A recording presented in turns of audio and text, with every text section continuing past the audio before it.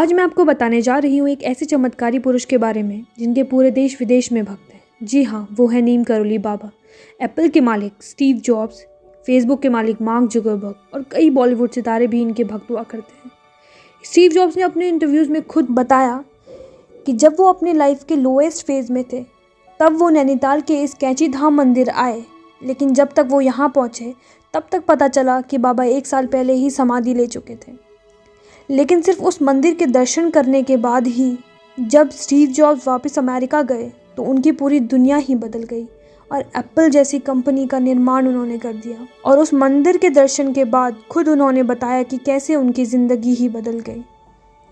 दोस्तों, नीम करोली बाबा के भक्त उनको हनुमान जी का अवतार मानते थे, लेकिन बाबा खुद हनुमान जी की आराधना किया करते थे।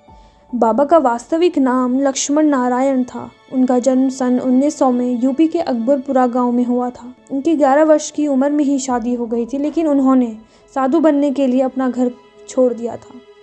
नीम करोली बाबा के जीवन से जुड़ी कई चमत्कारी किस्से सुनने को मिलते हैं, जिन्हें लेकर बाबा देश विदेश तक खूब प्रसिद्ध हैं।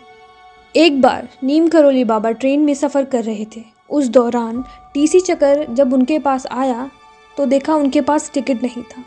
इस वजह से टीसी चक्कर ने तब बाबा को अगले स्टेशन नीम करोली में ट्रेन से उतार दिया और बाबा बाहर आकर बैठ गए। तब ट्रेन चलाने का ऑर्डर दिया गया तो ट्रेन 1 इंच भी आगे नहीं बढ़ पाई। जब बहुत प्रयासों के बाद ट्रेन आगे नहीं बढ़ पाई तो वहाँ के लोकल मजिस्ट्रेट बाबा को जानते थे और उन्होंने बाबा से माफ़ी मांगने और उनको ट्रेन में सम्मानपूर्वक वापस बैठाने को बोला। और दोस्तों, आपको हैरानी होगी ये बात जान के कि बाबा के ट्रेन में बैठते ही ट्रेन चल पड़ी। सारे लोग हैरान रह गए और तब से ही बाबा का नाम पड़ गया नीम करोली बाबा। नीम करोली बाबा ने कई मंदिरों का निर्माण किया, जिनमें से एक प्रसिद्ध मंदिर है कैंची धाम मंदिर, जो कि नैनीताल में है और बहुत ही चमत्कारी बजरंगबली का मंदिर है। वहाँ की एक बड़ी मज़ेदार कहानी है दोस्तों। एक बार की बात है, बाबा अपने धाम में थे और एक बहुत बड़ा भंडारा कराया जा रहा था। बहुत सारे भक्तजन दूर दूर से वहाँ आए हुए थे। उस भंडारे में प्रसाद बनाने के लिए जो घी था वो ख़त्म हो गया। सब लोग चिंता में आ गए कि सामने इतने सारे भक्तजन भंडारे में आए हुए हैं और अचानक से घी ख़त्म हो गया और अब प्रसाद तो बन नहीं पाएगा। बाबा को जब ये बात पता चली तो बाबा कहते कि तुम चिंता मत करो, और वहीं एक आदमी को इशारा करके अपने पास बुलाया और बोले कि जाओ, जो मंदिर के नीचे सिपरा नदी बह रही है वहाँ से डब्बों में जल इकट्ठा करके ले आओ। सारी चीज़ों का इंतज़ाम हो जाएगा, तुम फिक्र मत करो, बस राम नाम जपते रहो। अब सभी लोगों को आश्चर्य हुआ कि बाबा ये क्या बोल रहे हैं, लेकिन फिर भी लोग बाबा पे और भगवान पे भरोसा करते हुए डब्बे लेके नदी से जल लाने को चले गए। जब वो लोग डब्बों में पानी भर के वापस आए और बाबा के सामने रखा तो तभी देखा कि पानी घी में तब्दील हो गया। उन डब्बों में पानी नहीं, घी था। सब लोग हैरान रह गए और जोरों शोरों से श्री राम, बजरंगबली और नीम करोली बाबा के जय जयकार के नारे नॉन स्टॉप लगना शुरू हो गए।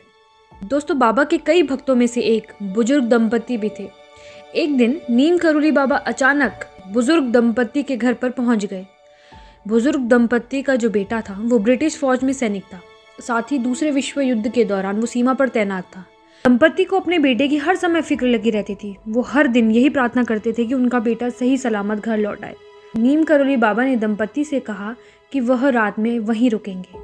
बाबा की बात सुनकर बुजुर्ग दंपति को बहुत खुशी हुई, लेकिन बुजुर्ग दंपति गरीब थे और वो ये सोचने लगे कि अगर बाबा रुके तो सत्कार और सेवा के लिए उनके पास तो कुछ है ही नहीं। दंपति के पास उस समय जो कुछ भी प्राप्त था उन्होंने उस समय बाबा को दिया और उनका सत्कार किया। भोजन के बाद उन्होंने बाबा को सोने के लिए एक चारपाई और ओढ़ने के लिए कंबल दी, जिसे ओढ़कर बाबा सो गए। इसके बाद बुजुर्ग दंपति भी बाबा के चारपाई के पास सो गए। बाबा कंबल ओढ़कर सो रहे थे और ऐसे कर रहे थे जैसे उन्हें कोई मार रहा है। दंपति सोचने लगे कि बाबा को आखिर हो क्या गया। जैसे तैसे रात बीती और सुबह हो गई। बाबा ने सुबह चादर लपेटकर बुजुर्ग दंपति को दे दी और कहा कि इसे गंगा में प्रवाहित कर देना, लेकिन इसे खोल के नहीं देखना वरना मुसीबत में फंस सकते हो। बाबा ने ये भी कहा कि आप चिंता ना करें, आपका बेटा महीने भर के भीतर लौट आएगा। दंपति भी बाबा की कही बातों का पालन करते चादर को गंगा में प्रवाहित करने के लिए ले जा रहे थे। जब बाबा ने ये कंबल उस दंपति को दिया था तो वो खाली और काफ़ी हल्का था, लेकिन जब वो उसे बाबा के कहे अनुसार गंगा जी में बहाने ले जा रहे थे तब वो इतना भारी हो चुका था कि ऐसा लग रहा था कि इसमें बहुत सारा लोहा रखा हो। लेकिन बाबा ने कहा था कि इस कंबल को खोले बिना ही गंगा जी में इसे प्रवाहित करना है, इसलिए उस दंपति ने इसे नहीं खोला और गंगा में प्रवाहित कर दिया। वहीं नीम करोली बाबा के इस दंपति के घर पर रुकने के बाद ही 1 महीने बाद बुजुर्ग दंपति का बेटा घर वापस लौट आया।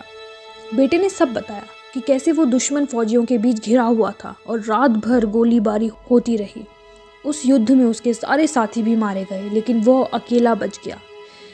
बेटे ने ये भी बताया कि वो कैसे बच गया और उसे खुद पता नहीं चला।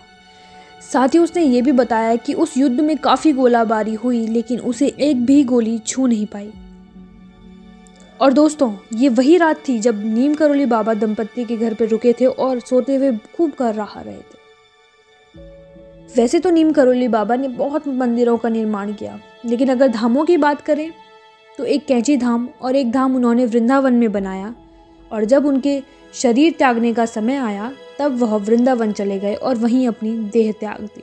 दोस्तों, नैनीताल की कैंची धाम मंदिर, यहाँ बजरंग बली की मूर्ति स्थापित है। नीम करोली बाबा के ही धाम से ये जाना जाता है। यहाँ ज़रूर जाइए और दर्शन करके आइए, और वहाँ जाके आपकी ज़िंदगी की सारी परेशानियाँ दूर हो जाएंगी।